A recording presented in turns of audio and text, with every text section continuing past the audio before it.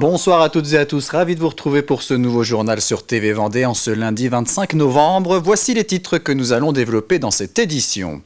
Nous reviendrons sur la commémoration des 95 ans de la disparition de Georges Clemenceau. Elle s'est déroulée à Mouchamps ce dimanche. Une stèle en l'honneur des combattants de la Première Guerre mondiale a été inaugurée pour l'occasion. Le monde de la culture en colère s'est réuni pour manifester à Nantes ce lundi matin. La région prévoit des coupes budgétaires importantes pour plusieurs structures, notamment en Vendée. Et puis nous prendrons des nouvelles des ostréiculteurs vendéens à un mois des fêtes de fin d'année. Il y a un an, ils avaient été confrontés à une interdiction de la vente de leurs huîtres suite à une pollution de l'eau. Nous verrons si la confiance des consommateurs est toujours au rendez-vous. Le 24 novembre 1929 disparaissait Georges Clemenceau, ancien député, sénateur, ministre de la Guerre, mais aussi ministre de l'Intérieur.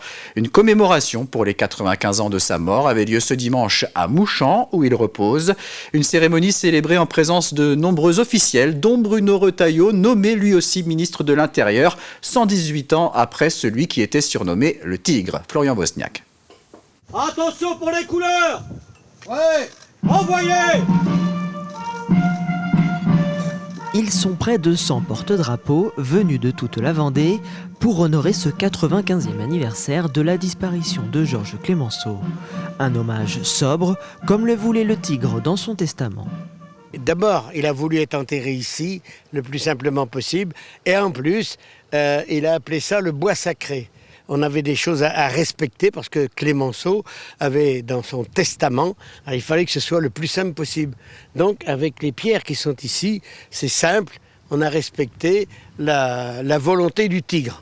Une cérémonie durant laquelle les officiels se sont succédés pour venir fleurir la tombe de l'ancien ministre de l'Intérieur, enterré près de son père au Colombier. Alors nous avons dévoilé également ce matin aussi une petite stèle très modeste qui a été placée dans un espace juste avant l'entrée du bois où il y a de la terre d'une commune martyre de l'Est de la France, de la Meuse. Et symboliquement, nous souhaitions la poser près du bois pour rendre hommage justement à cet attachement qu'avec Clemenceau pour les poilus, qu'avec Clemenceau pour tous ces villages de France qui ont subi la guerre.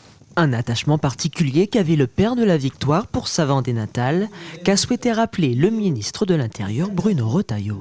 Il avait cette phrase qui doit parler à tous les Vendéens, qui me parle puisqu'il était ministre de l'Intérieur, je suis ministre de l'Intérieur, mais je ne me compare pas à Georges Clemenceau. Cette phrase qu'il a souvent prononcée est la suivante: c'est au tempérament vendéen que je dois le meilleur de mes qualités. Chaque année, le 24 novembre est donc un jour spécial pour la commune de Mouchamps, l'occasion de ne pas oublier ceux qui se sont battus pour la liberté.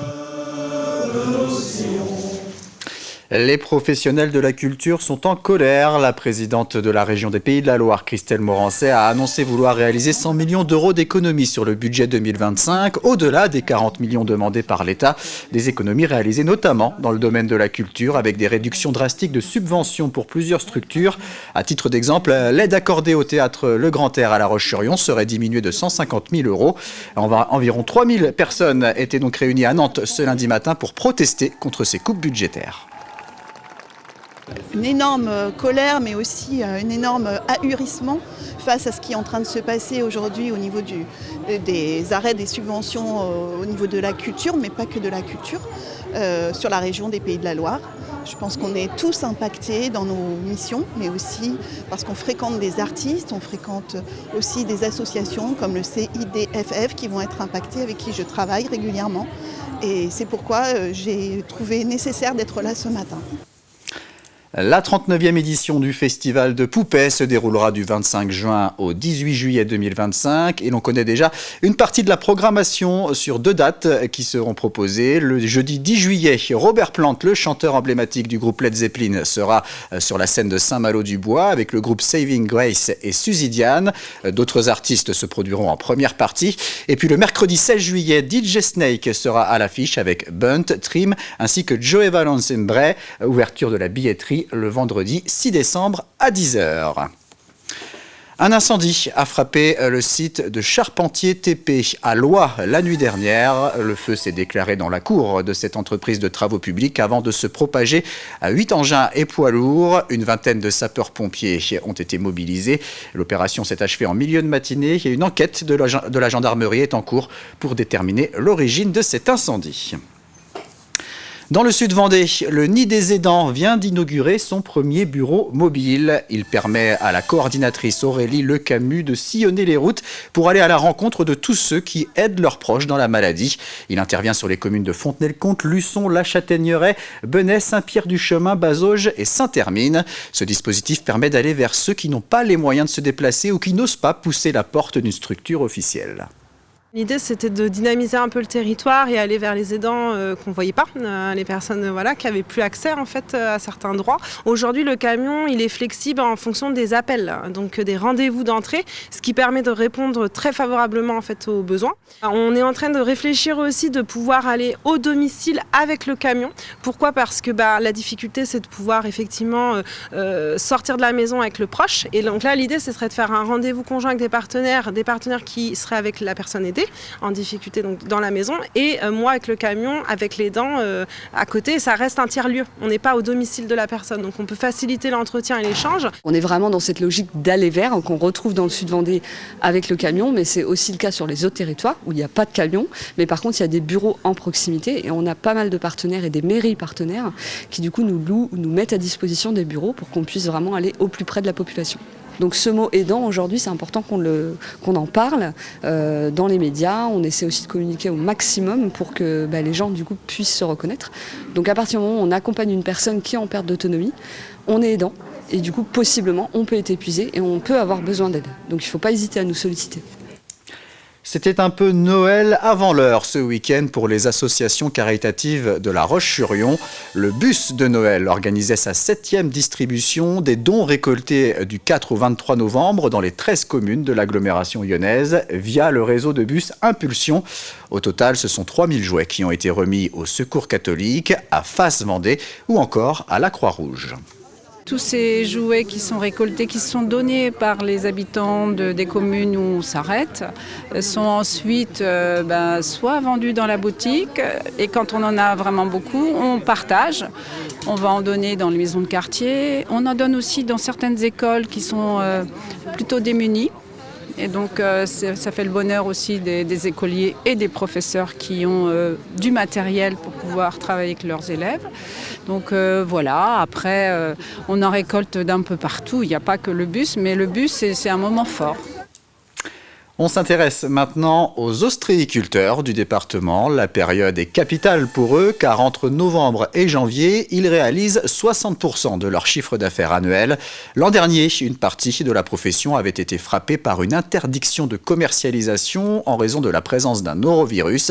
La question est maintenant de savoir si la confiance est toujours au rendez-vous chez les consommateurs. Élément de réponse avec ce reportage de Cyril Guillet. Ici, sur le marché de l'Aiguillon-la-Presqu'île, les huîtres trônent toujours en bonne place sur les étals. Et les clients achètent en toute confiance. Pour moi, je continue à en manger sans aucun souci. Aucun problème, parce que s'ils les vendent, c'est que c'est bon. On a confiance. Ils font attention aux régions. On voit bien sur la vente qu'on en vend plus qu'au départ. Il faut savoir que depuis la contamination au norovirus de certaines huîtres qui avaient engendré leur interdiction à la vente, de nombreuses actions ont été menées et ce, à différents niveaux. Le premier niveau, c'est la prise de conscience de la part des collectivités sur la nécessité de mettre aux normes le réseau d'eau, l'assainissement. Voilà, mais ça prend du temps. Le second volet mis en place, il est en partenariat avec les services d'État, notamment sur la traçabilité et les raisons sanitaires qui peuvent être développées. On a mis en place un indicateur qui permet de pouvoir suivre et anticiper les potentielles crises sanitaires au niveau de l'eau. C'est une expérimentation qui va durer à peu près sur 2 ans, pendant laquelle on va récupérer de la donnée qui permettra après de fiabiliser un nouveau protocole sanitaire et de pouvoir adapter les temps de purification au moment où potentiellement les eaux peuvent être polluées. Sur la baie de Bourgneuf, cette contamination a largement fragilisé ses producteurs. On peut estimer en gros un impact qui va de 35 à 50% en fonction des entreprises. On pourrait croire que ça a été un petit peu différent, sauf qu'il y a eu un été qui n'a pas été extraordinaire non plus. Et il n'y a pas eu d'indemnisation encore qui ont été faites, puisqu'on considère que le stock n'a pas été perdu, sauf que le stock il est déprécié. L'avantage que ça a, c'est que comme les huîtres sont restées un petit peu plus longtemps dans les bassins, c'est qu'on a eu cette année et qu'on a pour les fêtes des huîtres avec un taux de chair et d'une qualité franchement extraordinaire. Donc on mise aussi là-dessus. Une campagne de communication a même été lancée pour inviter les consommateurs à manger des huîtres différemment, notamment celles de plus gros calibre, en les cuisinant chaudes, en velouté, au barbecue ou bien encore en les gratinant. Et on termine ce journal en allant à la découverte du plus grand musée de France. C'est le nom d'un programme de la Fondation La Sauvegarde de l'Art Français.